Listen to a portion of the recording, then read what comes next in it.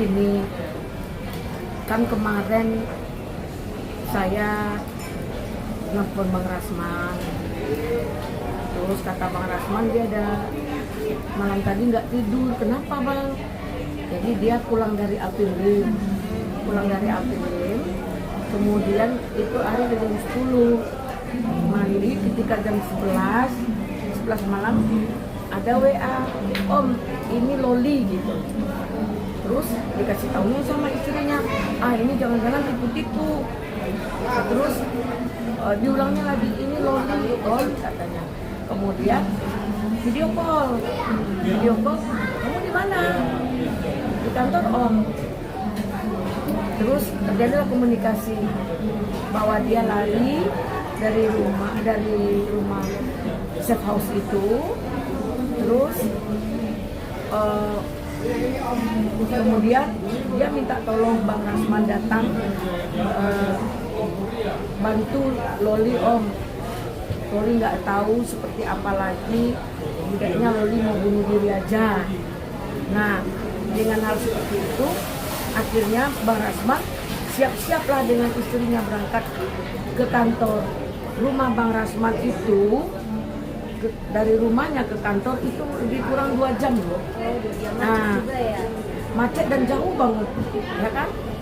Nah, dari ujung ke ujung gitu. Nah, ditanya sama Loli, kenapa? Dia ternyata nggak nyaman, nggak aman lagi tinggal di safe house itu. Dia sakit kepala, dia disamakan satu kamar dengan anak umur 14 yang HIV.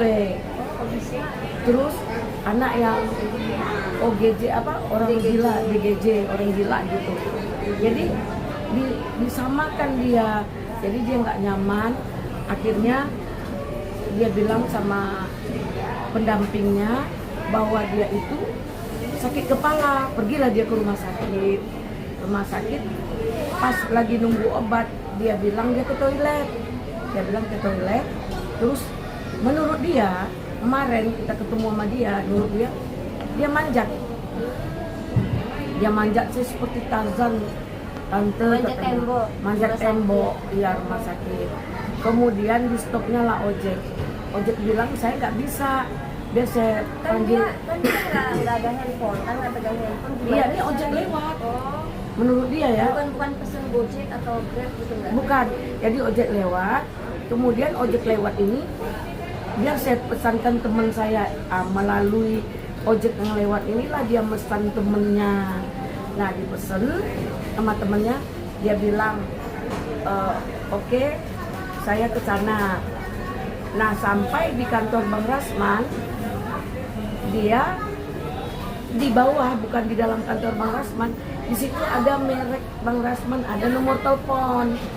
Berdasarkan nomor telepon yang terpampang di dinding, dia teleponlah Bang Rasman melalui HP tukang ojek. Oh, yang ojek yang nganter dia. Iya, karena kalau tidak datang Bang Rasman, siapa yang bayar ojek? Dia nggak punya uang. Nah, akhirnya 2 jam lah tukang ojek itu menunggu Bang Rasman. Sampai di situ Bang Rasman ketemu dia, diajaklah ke kantor polisi Polres Jakarta Selatan. Bisa saja Bang Rasman bawa ke tempat yang lain ya, seperti ke Polda, KPI atau kemana-mana lah. Tapi karena perkara hukumnya ada di Jakarta Selatan, spontanitas Bang Rasman langsung ke Jakarta Selatan. Sampai di sana, belum lama nyampe, ujuk-ujuk nih kita Mirjani datang. Salah paham ya? Iya, salah paham. Masuk, buka pintu, langsung dia bilang, kata adik saya, istrinya Rasman itu kan adik saya.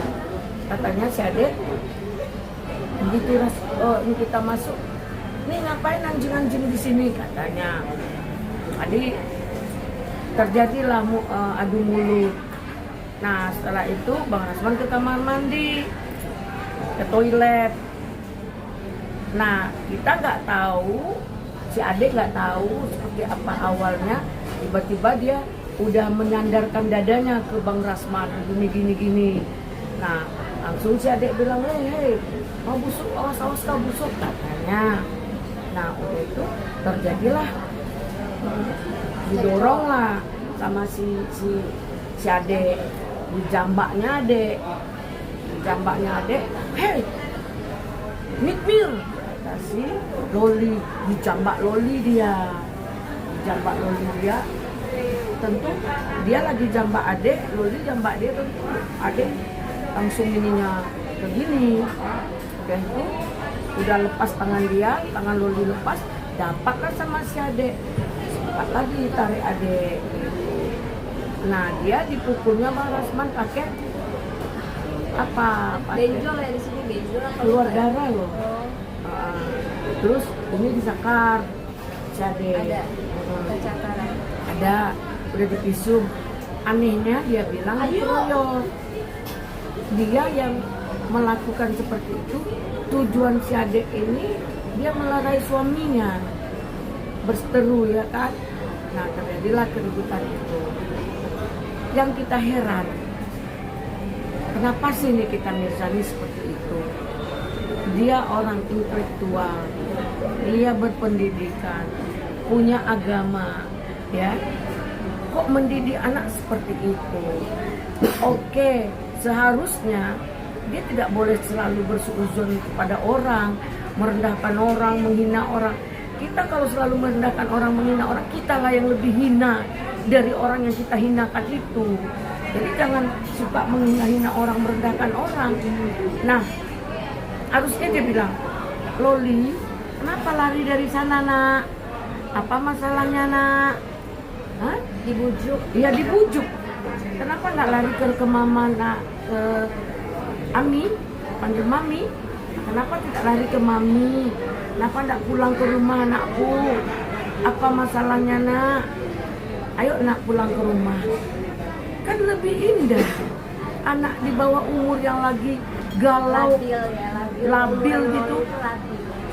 Dia nggak tahu dia mau seperti apa, sampai kapan dia di dalam di rumah safe house itu. Mungkin badannya senang, dia nggak payah cari makan, semua tersedia. Namun pikirannya kan nggak, batinnya kan tersiksa. Bisa stres, bisa ODGJ juga. Gitu. Nah, ini perhatian yang seperti itu yang tidak timbul dari Nikita Mirzani. Yang nggak dia dapat dari orang tuanya. Iya. Nah, Nikita Mirzani menyatakan dia sayang, I love you Loli, itu lip service. Kalau menurut saya, ya, lip service.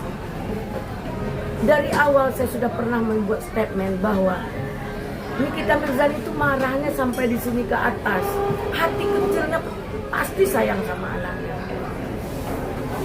Tapi kalau sayang kita lawan dengan sikap keegoisan, dengan sikap keras, ego kita, terus merasa segalanya bagi kita, sehingga orang yang tidak mengerti hati kita membuat tertekan, merasa terintimidasi. Sekalipun orang tua sendiri kita takut, berontak dan ragu dengan kehidupan itu. Apalagi kondisi Loli kan masih remaja. Labil, dan ya. itu masih sayang juga. Nah, butuh perhatian, butuh pengertian. Nah, saat ini dia kan kosong, ya. Kita bersyukur apapun yang sudah terjadi pada Loli.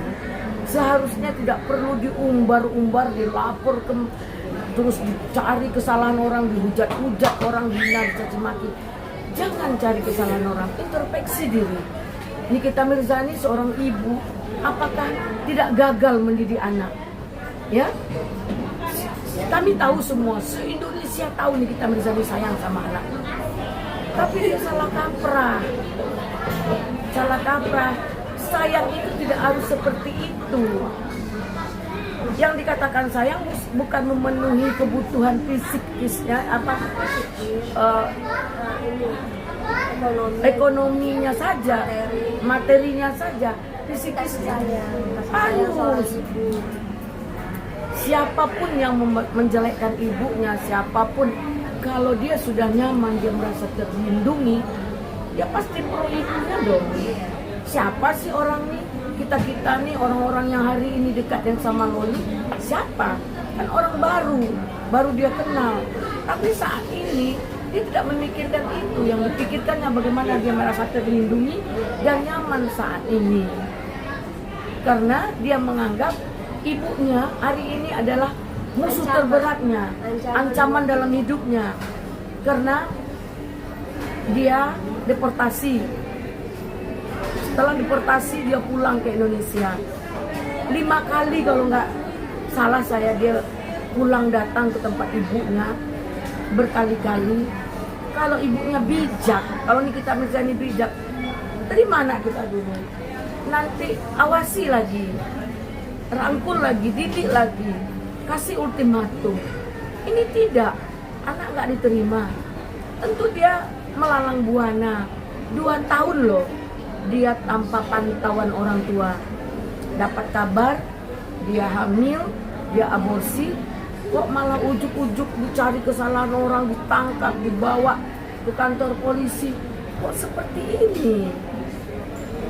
Jadi dia meludah ke atas langit loh. Mukanya sendiri yang kena. Dia buka-buka aib anaknya. Dia sibuk di medsos. Dia buat laporan polisi. Apakah seperti itu dalam Islam mendidik anak? Karena aib anak adalah aib kita juga aib anak. Awalnya kalau Loli jahat, begitu dia tidak boleh pulang, mungkin dia viralkan bahwa ibunya jahat, nggak nerima dia. Tapi kan tidak. Setelah apakah benar anak ini terjerumus ke lembah hitam, atau anak ini terjadi sesat langkah, sesat jalan, atau anak ini keteledoran dalam pergaulan, atau anak ini anggaplah rusak.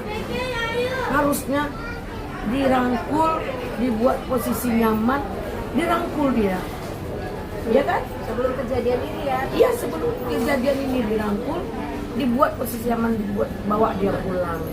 Nah, dalam hal ini Nikita Mirzani, jangan kita pansos gitu ya. Loli, I love you, oh mami sayang. Siapa yang nggak sayang? Binatang aja sayang sama anaknya. Apalagi kita manusia. Kita sama perempuan loh, Nikmir. Jadi kami tahu sayangmu, tapi melebihi dari rasa ego dan rasa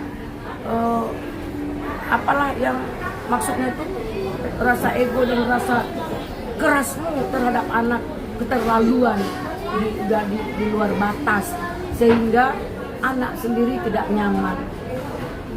Nggak perlu kamu buat ekspektasi seperti Loli ini penderitaan kamu membesarkan dari kecil. Itu dianggap pepesan kosong. Kenapa? Hanya ngomong di media saja. Sekarang cari jalan, ya, cari jalan. Apapun alasannya, dosa kamu dunia akhirat jika kamu lalaikan anakmu. Masih hidup dia, masih sehat. Cari jalan seperti apa? Sama-sama ke psikolog kalian berdua, ya, ya kan? Ditemui di psikolog. Langkah apa terbaiknya? Timbulkan kembali kasih sayang, ya. Mungkin karena selama ini Loli jauh kan, nggak dekat sama Nikmir kan, di luar negeri. Ya kan, Jadi itu 2 kita perlu tahun. dideketin lagi, perlu dideketin lagi. Ya, perasaannya. ya, bagaimana dia nyaman. Percayalah, bahkan bukan dunia, ya, bukan dunia. Bahkan Allah juga akan memberikan apresiasi sebesar-besarnya, setinggi-tingginya, selebar-lebarnya, seluas-luasnya, jika kamu bisa move on, jika kamu bisa kembali merangkul anakmu. Anak gadis loh, itu dunia akhirat tanggung jawabnya luar biasa. Perempuan satu-satunya anakmu, kita mengerti itu. Tapi jangan teori, bagaimana prakteknya. Kamu nggak akan dapat malu, nggak akan dapat